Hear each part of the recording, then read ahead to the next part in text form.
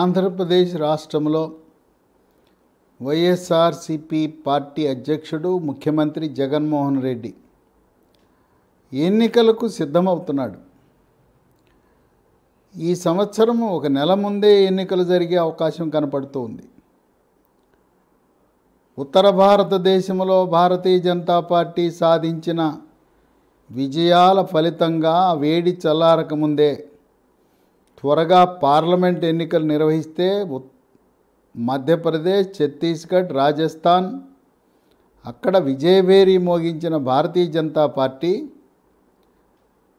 ఆ రాష్ట్రాల ఉత్తర భారతదేశంలో ఏకపక్షంగా వన్ సైడ్గా ఆధిపత్యం వహించవచ్చని, ఉత్తర భారతంలో ఉన్న 180 సీట్లలో 160 సీట్లను కైవసం చేసుకోవాలనే ఆలోచనతో ఫిబ్రవరి 20 నాటికి ఎన్నికల నోటిఫికేషన్ విడుదల చేసి మార్చి 10-15 మధ్యలో తెలుగు రాష్ట్రాల్లో ఎన్నికలు నిర్వహించాలనే ఆలోచన ఉన్నట్టు ప్రచారం జరుగుతూ ఉంది. జగన్మోహన్ రెడ్డి తెలంగాణ రాష్ట్రంలో బీఆర్ఎస్ పార్టీ వాళ్ళ వ్యూహాలను అధ్యయనం చేసి వాళ్ళు చేసిన తప్పుల నుంచి కొన్ని గుణపాఠాలు నేర్చుకుని కేసీఆర్ అవినీతి ఎమ్మెల్యేలు, ప్రజాదరణ కోల్పోయిన ఎమ్మెల్యేలు 45 మందిని మార్చి ఉంటే పార్టీ మళ్ళీ అధికారంలోకి మూడోసారి వచ్చేది, హ్యాట్రిక్ కొట్టేదని చెప్పి విశ్లేషకులు భావిస్తున్నారు. అయినా నేల విడిచి చాము ఎందుకు దేశ రాజకీయాలు? తెలంగాణ రాష్ట్రం కోసం ఏర్పాటు చేసిన టీఆర్ఎస్ పార్టీ, ఆయన స్థాయికి కేసీఆర్ ఒక రాష్ట్రానికి ముఖ్యమంత్రి వరకే, లేదు ఆయన స్థాయి కేంద్ర మంత్రి వరకు ఎదగచ్చు, లేదు పొత్తులో భాగంగా సహకరిస్తే డిప్యూటీ ప్రైమ్ మినిస్టర్ ఉప ప్రధానమంత్రి వరకు వెళ్ళచ్చు. అంతేగాని ఊటికెగరలేనమ్మ స్వర్గానికి అన్నట్టు ఏకంగా కొండకి దారం కట్టి నేను ప్రధానమంత్రిని అయిపోతాను, దేశ రాజకీయాలను శాసిస్తాను, బీఆర్ఎస్ పార్టీయే మొత్తం దేశంలో ఉండే రాజకీయ పార్టీలందరినీ నేను వాళ్ళకి నిధులు ఇస్తా, మొత్తం మీ పార్టీలన్నిటికీ కావాల్సిన నిధులు నేను ఇస్తా, నన్ను ప్రధానమంత్రి చేయండి, నన్ను ప్రతిపక్ష కూటమికి చైర్మన్ చేయండి అని కోరటం, ఇవన్నీ కూడా అత్యాశే. కేసీఆర్ ఏం ఆలోచించాడంటే ఆయన బహిరంగంగానే ప్రకటించాడు, నేను దళిత బంధు పెట్టాను, మా ఎమ్మెల్యేలు చాలా ఘనులు, ఇక అవినీతిలో రికార్డు 10 లక్షలు ఇస్తే నేనిస్తే దాంట్లో 3 లక్షలు మా బీఆర్ఎస్ టీఆర్ఎస్ ఎమ్మెల్యేలు కమిషన్లు కొట్టేస్తున్నారని చెప్పి బహిరంగంగా పత్రికాముఖంగా చెప్పాడు. ఇంకా ఆయన కేసీఆరే మా ఎమ్మెల్యేలు అవినీతి పరులు, కమిషన్లు ఏందే పనిచేయరు అంటే ఎమ్మెల్యేలు మంత్రులు తన ప్రభుత్వమే అవినీతి ప్రభుత్వం అని తనే తాను ప్రకటించుకున్నాడు. ఇక దాంతో ప్రజల్లో ఈ ప్రభుత్వం పట్ల కొంత నిరుత్సాహం ఏర్పడి మార్పు కావాలి అని చెప్పి కాంగ్రెస్ పార్టీ కోటేశారు. కానీ కాంగ్రెస్ పార్టీ పట్ల ప్రేమ కాదు, కాంగ్రెస్ కోటేస్తే కేసీఆర్ని గద్దె దింపవచ్చు అనే ఉద్దేశంతో, కేసీఆర్ని దింపాలనే లక్ష్యంతో ప్రజలు ఓట్లేశారు. ఇక్కడ 45 మంది ఎమ్మెల్యేలని తప్పించేస్తే ఈ 45 ఎమ్మెల్యేలని ఈటెల రాజేందర్ బీజేపీలో చేర్చుకుని బీజేపీ పార్టీ బలపడుతుంది, గెలిచేస్తారేమనే భయంతో ఓడిపోతారు అని తెలిసి అవినీతి పరులు, అక్రమార్జన పరులు నియోజకవర్గానికి అంటిముట్టనుంటారు. వాళ్ళు అసలు ఎప్పుడూ కూడా నియోజకవర్గ ప్రజలకు అందుబాటులో ఉండరు. చిక్కడు దొరకడు అనే సినిమా ఆడిచ్చే ఎమ్మెల్యేలందరినీ కూడా మళ్ళీ సీట్లు ఇచ్చాడు. కేసీఆర్ 9 మందికి సీట్లు మార్చాడు. 9 మంది మారిస్తే మార్చిన 9 మందిలో 7 గెలిచారు. ఆయన చేసిన ఇంకో తప్పిదం ఏంటంటే రెండోసారి 2018 ఎన్నికల్లో 88 సీట్లు వచ్చినాయి. 88 సీట్లు వస్తే నీ ప్రభుత్వం స్థిరమైన ప్రభుత్వం, నిన్నెవరు పడగొట్టలేరు. ఏ విధంగా అయితే ఆంధ్రప్రదేశ్లో చంద్రబాబు నాయుడికి స్థిరమైన ప్రభుత్వం ఉండి 105 మంది ఎమ్మెల్యేలు మద్దతు ఉన్నప్పుడు అనవసరంగా తేనె తుట్టు మీద రాయి వేసిన విధంగా 23 ఎమ్మెల్యేలు వైఎస్ఆర్సీపీ ఎమ్మెల్యేలను తెచ్చుకుంటే సరి, మళ్ళీ వాళ్ళలో నలుగురిని మంత్రి పదవులు ఇవ్వటం ద్వారా చంద్రబాబు నాయుడు ఓటమిని కోరుకున్నాడు. ఎందుకంటే ప్రజలు పార్టీలు మారిన ఎమ్మెల్యేలను ఆదరించే పరిస్థితి లేదు. 23 ఎమ్మెల్యేలు వైఎస్ఆర్సీపీ పార్టీ నుంచి తెలుగుదేశంలోకి వస్తే 22 మంది ఓడిపోయారు. ఒక్కడే గెలిచాడు అద్దంకిలో, గొట్టిపాటి రవికుమార్. అదేవిధంగా కర్ణాటక రాష్ట్రంలో 16 మంది కాంగ్రెస్ ఎమ్మెల్యేలు బీజేపీలో చేరితే 16 మందిని కాంగ్రెస్ నుంచి బీజేపీలోకి చేరిన ఎమ్మెల్యేలందరినీ కూడా ప్రజలు ఓడగొట్టారు. అట్లాగే ఈయన 88 మంది ఉండగా మరో 16 మందిని 12 మందినేమో కాంగ్రెస్ పార్టీ నుంచి ప్రలోభాలకు గురి చేసి వాళ్ళల్లో ఒకరికి మంత్రి పదవి ఇచ్చి, విప్పు పదవి ఇచ్చి, కాంట్రాక్ట్లు ఇచ్చి, డబ్బులు ఇచ్చి తెచ్చుకున్నాడు. 12 మంది కాంగ్రెస్ నుంచి, 2 తెలుగుదేశం పార్టీ నుంచి, ఒక 2 ఇండిపెండెంట్లు, 16 మందిని తెచ్చుకుంటే ఆ 16 మందిలో 13 మంది ఘోర పరాజయం చెందారు. కనుక ఇతర పార్టీల నుంచి ప్రభుత్వం మనుగడ కోసం అయితే తెచ్చుకోవాలి, కానీ సంఖ్యాబలాన్ని పెంచుకుందామని అత్యాశకు వెళ్ళి అక్కడ చంద్రబాబు నాయుడు 23 వైఎస్ఆర్సీపీ ఎమ్మెల్యేల ప్రయోగం, కేసీఆర్ 16 ఎమ్మెల్యేల ప్రయోగం. ఆనందపడ్డాడు, ప్రతిపక్షం లేకుండా చేశాను, ప్రతిపక్ష నాయకుడిగా సిఎల్పి నాయకుడిగా బట్టి విక్రమార్క ఉన్న ఆయనకి హోదా లేదు. ఎందుకంటే సంఖ్యాబలంలో 10% ఉంటేనే ప్రతిపక్ష హోదా ఇస్తారు, క్యాబినెట్ ర్యాంక్ ఇస్తారు. అంటే కాంగ్రెస్ పార్టీకి 119లో 10% అంటే 12 మంది ఉంటే ప్రతిపక్ష హోదా ఉండేది. ప్రతిపక్ష హోదాను కూడా కోల్పోయింది కాంగ్రెస్ పార్టీ. 104 మంది ఎమ్మెల్యేలు నాకున్నారని ఆనందపడ్డాడు కేసీఆర్. అదే దెబ్బ కొట్టిందని తెలవల. కనుక కేసీఆర్ చేసిన పొరపాటు, గెలవరు అని తెలిసిన ఎమ్మెల్యేలు, సర్వేల్లో ఓడిపోతారని తెలిసిన ఎమ్మెల్యేలకు సీట్ ఇచ్చాడు కేసీఆర్. ఆయన ఏమనుకున్నాడంటే నన్ను చూసి ఓటేస్తారు, నేను చేసిన పథకాలు, నేను ఇస్తున్న డబ్బును చూసి వేస్తారనుకున్నాడు. ఇప్పుడు జగన్మోహన్ రెడ్డికి జ్ఞానోదయం కలిగింది. కేసీఆర్ చేసిన తప్పు నేను చేయకూడదు. నా 151 మంది ఎమ్మెల్యేలు, 24 మంది ఇన్ఛార్జీల్లో కనీసము 60 నుంచి 70 మందిని మార్చాలి. వీళ్లకు ప్రజల్లో ప్రజాదరణ లేదు.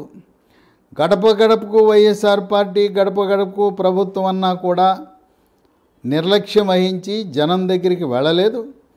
వాళ్ళని మార్చాలనే ప్రక్రియ ప్రారంభించాడు. కొంతమంది ఎమ్మెల్యేలకు, ఇన్ఛార్జీలకి మీకు టికెట్ ఇవ్వటం లేదు, అధికారంలోకి వచ్చినాక మీకు పదవి ఇస్తానని చెప్పాడు. కొంతమందిని లోక్సభ సభ్యుల్ని అసెంబ్లీకి పెట్టడం లేదు, నియోజకవర్గాలు ఒక నియోజకవర్గం నుంచి మరొక నియోజకవర్గానికి మార్పు చేయటం. ఏకంగా కొంతమందిని అయితే జిల్లానే దాటిచ్చేశాడు. గుంటూరు జిల్లా నుంచి ప్రకాశం జిల్లాకు తెచ్చి అభ్యర్థిగా ప్రకటించాడు. ఈ విధంగా మార్పులు చేర్పులు చేసే ప్రక్రియలో విశాఖ జిల్లాలో అక్కడ అసంతృప్తి జాలలు రగులుతున్నాయి. విశాఖ 2019లో కూడా తెలుగుదేశం పార్టీకి కంచుకోటగా మిగిలింది.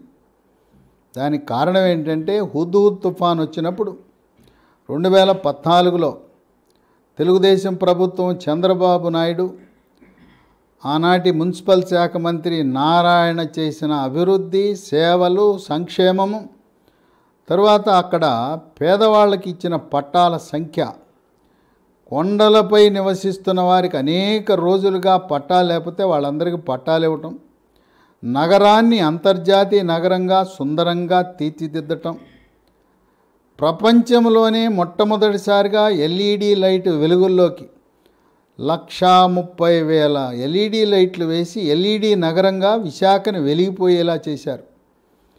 రోడ్లు కానీ, పచ్చదనం కానీ, అక్కడ గ్రేటర్ విశాఖపట్నం కార్పొరేషన్ అలాగే విశాఖ మెట్రో డెవలప్మెంట్ అథారిటీలో జరిగిన అభివృద్ధి ప్రజలను ఆకర్షించి 2019లో వైఎస్ఆర్సీపీ హవాలో కూడా Visakha north, south, east, west 4 నియోజకవర్గాలు కూడా తెలుగుదేశం పార్టీ అభ్యర్థులనే గెలిపించారు.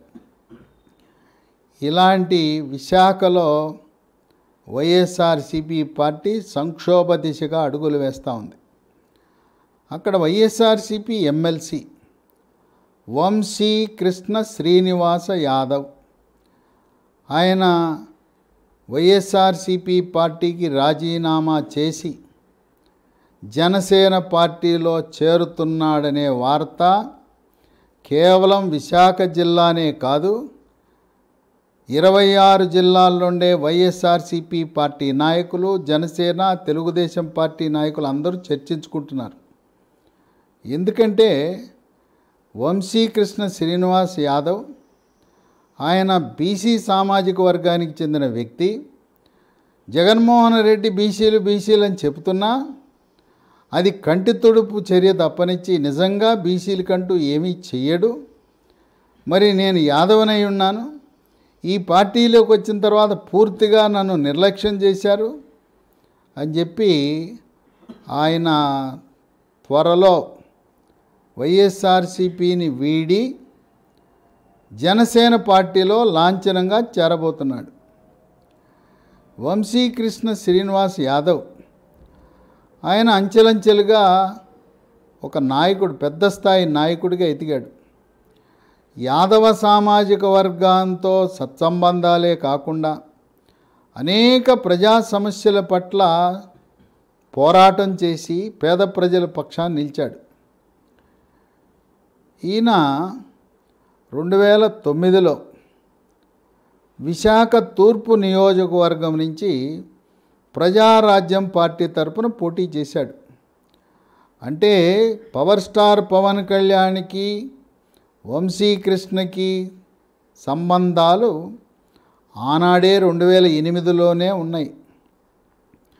2009లో కాపులు, యాదవులు, కమ్మ సామాజిక వర్గం అధికంగా ఉన్న ఈ నియోజకవర్గంలో అప్పుడే కొత్తగా రంగప్రవేశం చేసిన వెలగపూడి రామకృష్ణ బాబు కమ్మ సామాజిక వర్గానికి చెందిన అభ్యర్థి విజయం సాధించాడు.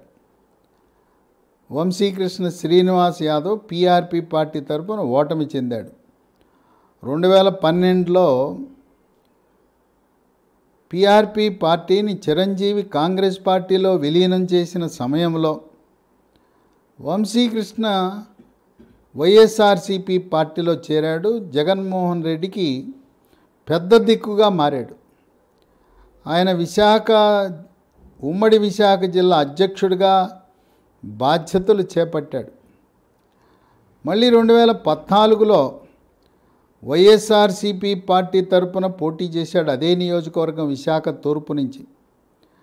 14లో కూడా విశాఖ తూర్పులో వెలగపూడి రామకృష్ణబాబు రెండవసారి విజయం సాధించాడు. అయినా పార్టీని నమ్ముకుని వంశీకృష్ణ తనదైన శైలిలో సేవా కార్యక్రమాల్లో పాల్గొంటూ కార్పొరేటర్గా పోటీ చేసి గెలిచాడు. కార్పొరేటర్గా పోటీ చేసి జగన్మోహన్ రెడ్డిని, అయ్యా నన్ను మేయర్గా చేయండి, నేను 2 సార్లు ఓడిపోయి ఉన్నాను అన్నాడు. పరిశీలిస్తామని చెప్పి వంశీకృష్ణ యాదవ్కి మేయర్ పదవి ఇవ్వాల. అప్పుడే మేయర్ పదవి ఇవ్వనప్పుడే వంశీకృష్ణ పార్టీ మారతాడు, వైఎస్ఆర్సీపీని వదిలి వెళ్ళిపోతాడనే ఊహాగానాలు వస్తే అప్పుడు ఉత్తరాంధ్ర ఇన్ఛార్జి విశాఖ, శ్రీకాకుళం, విజయనగరం ఇన్ఛార్జిగా ఉన్న వైవి సుబ్బారెడ్డి బుజ్జగించి వంశీకృష్ణకి స్థానిక సంస్థల నుంచి ఎమ్మెల్సీ పదవి కట్టబెట్టారు. స్థానిక సంస్థల నుంచి ఎమ్మెల్సీ పదవి కట్టబెట్టినా ఆయనేమీ తృప్తి పడలా. ఏదో నాలో కొంత అసంతృప్తిని తగ్గించడానికి ఇచ్చారని, ఏదో కొంత ఊరట ఇచ్చారని తృప్తిగా లేడు. ఇప్పుడు వంశీకృష్ణ యాదవ్ పార్టీకి చెప్పాడు, నేను మళ్ళీ ఎక్కడైతే 2 సార్లు ఓడిపోయానో అదే విశాఖ తూర్పు 2019లో నాకు సీట్ ఇవ్వండి అని అడిగాడు. 2 సార్లు ఓడిపోయాను, ఒకటి పీఆర్పీ తరపున, ఇంకోటి వైఎస్ఆర్సీపీ. 2019లో నాకు సీట్ ఇవ్వండి అని అడిగాడు. సీట్ అడిగితే 2019లో వంశీకృష్ణకి సీటు నిరాకరించారు విశాఖ తూర్పు. అక్కడ విజయ నిర్మల అనే మహిళా అభ్యర్థిని పెట్టారు, ఆమె ఓడిపోయింది.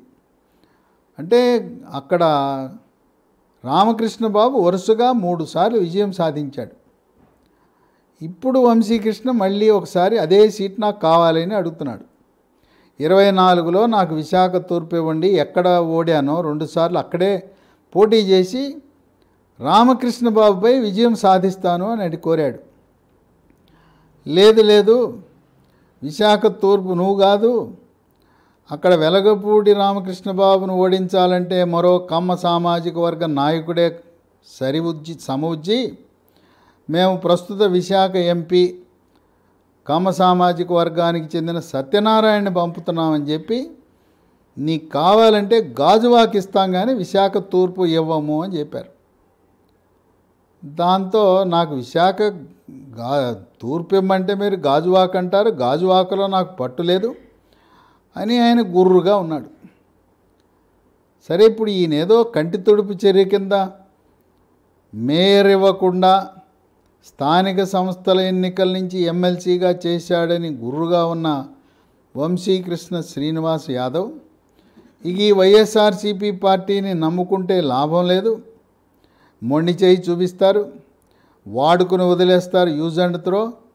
పైగా వాతావరణం చూస్తుంటే జనసేన తెలుగుదేశం పార్టీ కూటమి విజయం సాధించే దిశగా, అధికారంలోకి వచ్చే దిశగా ఉంది కనుక ఎలాగో వైఎస్ఆర్సీపీ పార్టీ అధికారంలోకి రాదు అని ఆయన హితులు సన్నిహితులు అక్కడుండే బీసీ కుల సంఘ నాయకులతో యాదవ సంఘాలతో చర్చించి ఆయన ఒక నిర్ణయానికి వచ్చి ఇప్పటికే జనసేన నాయకులతో సంప్రదించి ఆయనకి విశాఖ సౌత్ లేదా భీమిలి సీట్ ఇవ్వాలని దాదాపు సూత్రప్రాయంగా నిర్ణయం జరిగింది.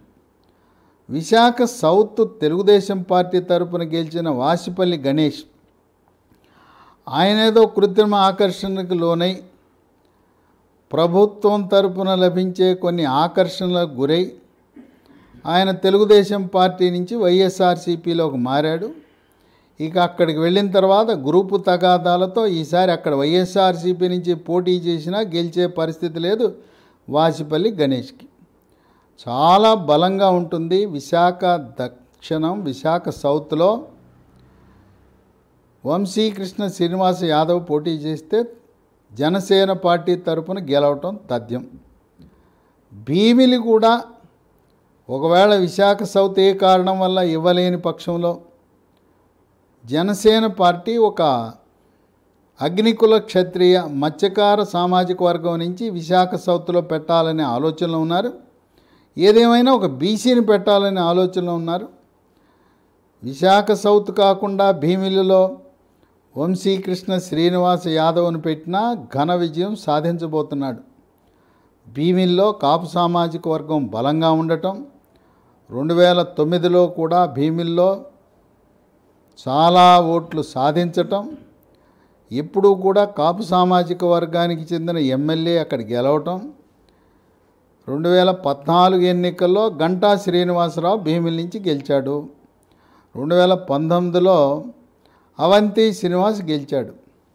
కనుక అక్కడ కాపు సామాజిక వర్గం ఆధిపత్యం ఉన్న నియోజకవర్గం, బీసీలు కలిస్తే జనసేన పార్టీ తరపున వంశీకృష్ణ యాదవ్ తొలిసారిగా 2024లో శాసనసభ మెట్లు ఎక్కడం తథ్యమని భావిస్తున్నారు.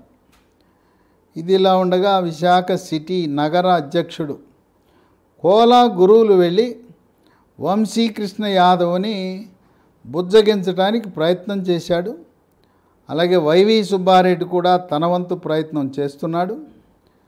అయినా తెగేదాకా లాగిన తర్వాత మళ్ళీ తెగిన దారం మళ్ళీ అతకదు కదా.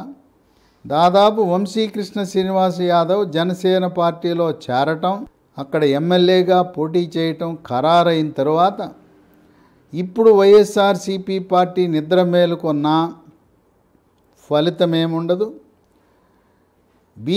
బీసీలని భజన చేస్తున్న అధికారం అంతా కూడా రెడ్డి సామాజిక వర్గ చేతుల్లో పెట్టుకుని నామ్కే వాస్తే ఉప ముఖ్యమంత్రులు, మైనారిటీ ముఖ్యమంత్రి, బీసీ ముఖ్యమంత్రి, ఎస్సీ ముఖ్యమంత్రి, ఎస్టీ ముఖ్యమంత్రి, కాపు ముఖ్యమంత్రి, పేరుకే ఉప ముఖ్యమంత్రులు కానీ ఏమీ లేని సలహాదారులు సజ్జల రామకృష్ణారెడ్డి లాంటి వాళ్ళు, అలాగే వైవి సుబ్బారెడ్డి లాంటి వాళ్ళు వాళ్ళే శాసిస్తారు. కానీ అన్ని పదవులు కూడా పేరుకే నామ్కే వాస్తే బీసీల పేరిట కార్పొరేషన్లు సృష్టించి చైర్మన్ పదవులు ఇచ్చి అక్కడ వాళ్ళకి ఆఫీసులు లేవు, కార్లు లేవు, నిధులు లేవు. భజన మాత్రం బీసీ భజన, అధికారం మాత్రం రెడ్డి సామాజిక వర్గం చేతుల్లో ఉన్నదని ఆరోపణలున్న తరుణంలో విశాఖ నగరంలో ఎమ్మెల్సీగా ఉన్న వంశీకృష్ణ శ్రీనివాస్ యాదవ్ నిష్క్రమణ పార్టీని సంక్షోభంలోకి నెట్టుతుంది. ఇప్పటికే చాలా బలహీనంగా ఉన్న వైఎస్ఆర్సీపీ పార్టీ విశాఖ సిటీలోనూ విశాఖ గ్రామీణంలో కూడా ఆశించిన ఫలితాలు లభించవు. ఈ విధంగా ఒక్కొక్క జిల్లా వైఎస్ఆర్సీపీ పార్టీ పట్టు కోల్పోతూ ఉంది. 2019 ఎన్నికల్లో వచ్చిన ఓట్లను విశ్లేషిస్తే తెలుగుదేశం పార్టీకి జనసేన పార్టీకి రెండు పార్టీలకు వచ్చిన ఓట్లు కలిస్తే వైఎస్ఆర్సీపీ పార్టీకి వచ్చిన ఓట్లు చాలా తక్కువ. ఒక ఉదాహరణ చెప్పాలంటే 80,000 ఓట్లతో ఒక నియోజకవర్గంలో జనసేన పార్టీ వైఎస్ఆర్సీపీ పార్టీ విజయం సాధించింది. అదే నియోజకవర్గంలో 70,000 తెలుగుదేశం పార్టీకి, 40,000 జనసేనకి, 110,000 ఓట్లు వచ్చినాయి. అంటే జనసేన ఓట్లు తెలుగుదేశం పార్టీ ఓట్లు కలిస్తే ప్రస్తుతం ఉన్న 151 నియోజకవర్గాలలో 60 నియోజకవర్గాల్లో జనసేన తెలుగుదేశం పార్టీ పై చేయి అవుతుంది. ఈ లెక్కలను పరిగణలోకి తీసుకుని రెండు పార్టీల ఓట్లు, జనసేన తెలుగుదేశం పార్టీ ఓట్లు 2019లో ఏ నియోజకవర్గాల్లో వాళ్ళ ఓట్లు అధికంగా ఉన్నాయో అలాంటి నియోజకవర్గాల్లో ఎమ్మెల్యేలను మార్పు ప్రక్రియ చేపట్టాడు జగన్మోహన్ రెడ్డి. ఏది ఏమైనా జగన్మోహన్ రెడ్డి విశాఖని పరిపాలనా రాజధాని అన్నాడు, అక్కడేదో క్యాంపు కార్యాలయం అన్నాడు. తెలుగుదేశం జనసేన పార్టీ మేము ఆర్థిక రాజధానిగా అభివృద్ధి చేస్తామన్నారు. ఇలాంటి తరుణంలో విశాఖ జిల్లా ఏదైతే పరిపాలనా రాజధాని అంటున్నారో అక్కడే వైఎస్ఆర్సీపీ పార్టీ చతికిలపడి ఘోర పరాజయం చవి చూడబోతుందని విశ్లేషకులు భావిస్తున్నారు.